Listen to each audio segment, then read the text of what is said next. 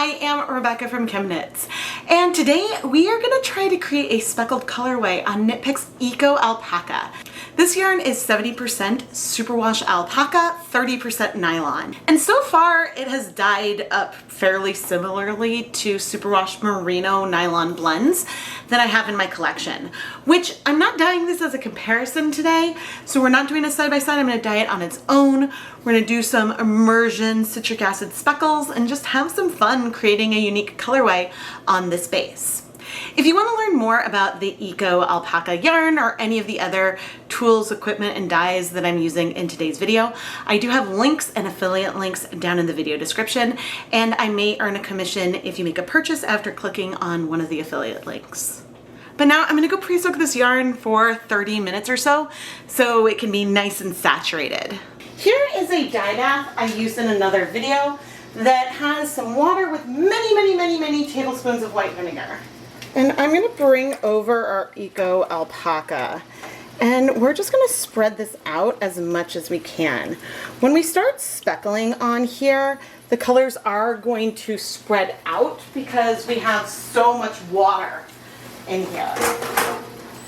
And that is okay. And don't mind the sound of the steamer basket going off next door. I am now wearing my deluxe respirator mask, safety glasses, and gloves. And I'm going to come in with some citric acid that I mixed with Dharma's Alpine blue. And I'm speckling on, there's so much water on here that I'm not sure how many sharp speckles we'll end up with. We're definitely going to get some beautiful spread though. And I also want to bring in some True Black. This is some True Black mixed with citric acid. And with the True Black, I'm really trying to make sure it lands on the yarn versus too much in the water so it doesn't overtake things too badly. Ooh, there's a little bit of yellow, which I'm going to try to cover with the black. A little bit of yellow. That came from the Alpine blue. That's cool. I don't have a yarn mop today. We're just rolling with it. But now, if I wanted the speckles to be really soft, and I'll reduce the heat to low. If I wanted the speckles to be even softer, I could move the yarn now. But I would like to maintain some of the speckliness. So I'm going to let this sit for 5 minutes or so before we flip the yarn. All right, it's been a bit over 5 minutes. Let's flip our yarn. Yeah, you can see how on the other side where we are, we have some beautiful color, but not as many speckles because we're getting the spread that exists because, why does the spread exist? The spread exists because some of the dye is dissolving and moving through the yarn. It isn't just sinking completely where we place it. But the nice thing is that since our yarn is so spread out, because we only have 100 grams of yarn here in this pan, we probably don't need to do more flips after this. We're able to access so much of the yarn that we can get a lot of really good coverage. But if I want to get more speckles onto the other side, we definitely can. It's better to do more layers of fewer speckles than it is to do more speckles all at once. Because if you have too much dye at once, you don't get speckles, you get more of a clump of color. I'm paying extra attention around the tie. But each time some of this dye hits the water, that dissolves and then spreads onto the yarn, which is totally fine. It gives a really lovely backdrop to what we have going on here. See there? Whoops, I did a little bit. But it could end up giving some darker splotches, so I'm attempting to be careful and to not overdo it with our True Black. But now we wait again. Since I had a timer going for another project, I accidentally let this sit for about 20 minutes. Oh dear, oh dear. I think I'm gonna put my respirator back on and add a little bit more color. I was like, oh, we might be completely done, but I do think I'll add just a little bit more blue down there. Let's see. Just because when I moved it, I did see a large patch of white. The nice thing with some of these chunks of citric acid is that they fall to the bottom, especially when there's not a lot of movement here in the pan. All right, but I'm gonna leave it here. And now we'll heat set things for 30 minutes. It's been 30 minutes, so I'm now gonna turn off the heat, leave the yarn in here to cool off for a while, because I have to run to the bus stop. And then when the yarn is cool, we'll go ahead and wash it.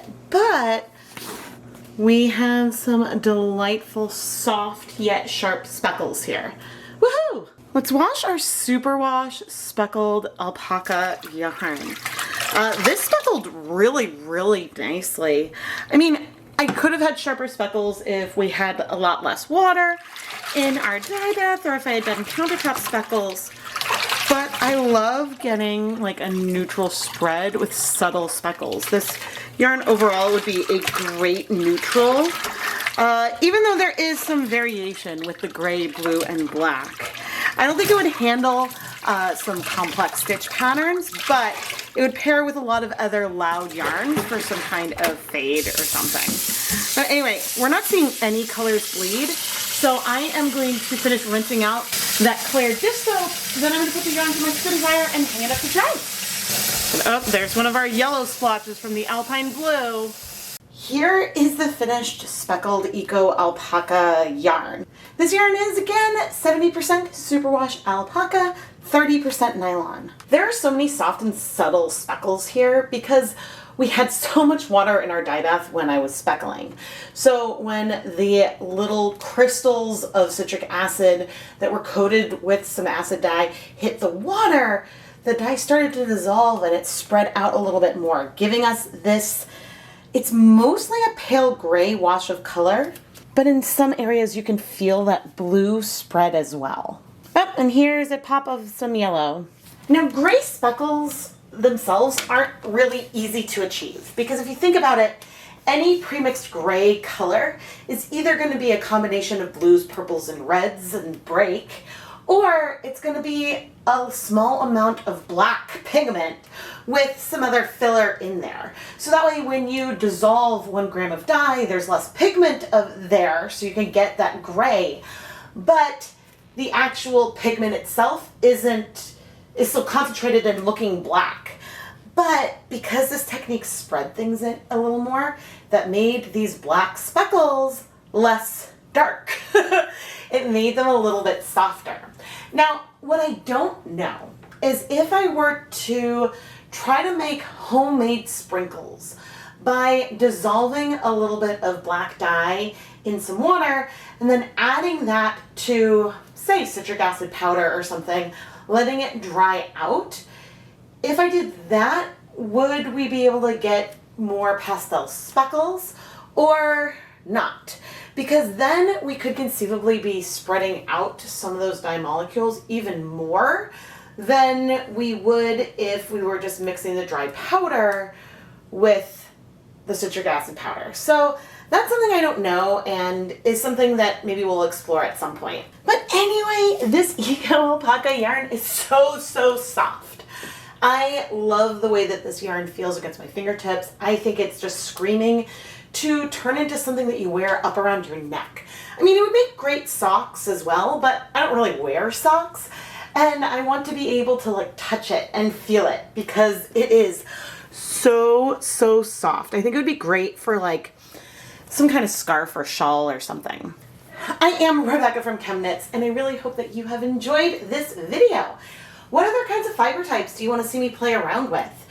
There aren't superwash versions of every type of fiber out there, but the superwash process does make colors strike a little bit faster. And so I can always look for lots of different types of yarn pieces. If there's something you want to see, please let me know down in the comments below. I am Rebecca from ChemKnits. Subscribe and do all those YouTube-y things. And thank you so much for watching.